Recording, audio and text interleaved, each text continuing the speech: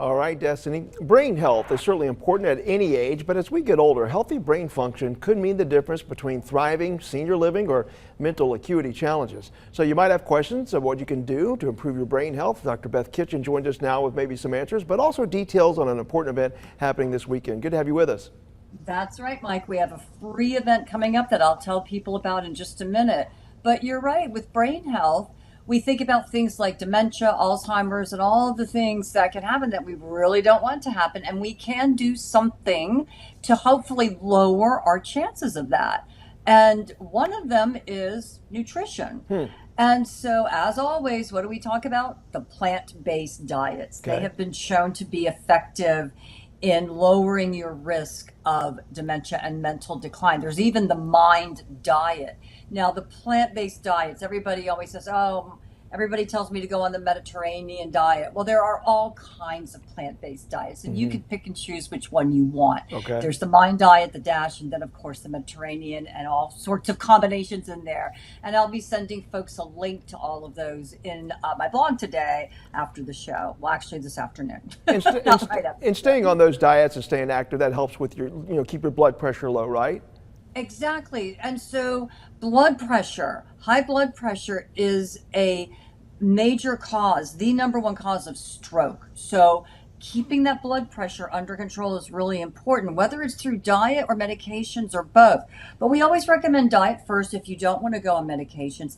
And the DASH diet was one of the best studies ever done and showed very clearly that eating lots of fruits and vegetables, including nuts and seeds for magnesium, getting some dairy for the calcium, and then those fruits and vegetables very high in potassium, that was very effective in lowering blood pressure, and not getting them from supplements. It was from this eating pattern. So this eating pattern just shows up over and over and over again as being really healthy for our brains and also our heart. Now, I don't know what the research says on this, but I do have a loved one who has diabetes, who now has dementia. There is somewhat of a connection, right? Could be, yeah, there could be. Diabetes is known to be a risk factor for dementia, so controlling your blood sugar is important. And again, the plant-based diets can help with that. Some people need medications, and you know what? That's okay. Control your blood sugar with the guidance of your doctor, but you can start again with you doing, again, plant-based dieting, exercising. If you have a little weight to lose, losing some weight is helpful. All right, Dr. Beth, I want to save some time for that event coming up, so you definitely want to be, don't keep moderation in mind when it comes to adult beverages. What about brain supplements, though? Good thing, bad thing?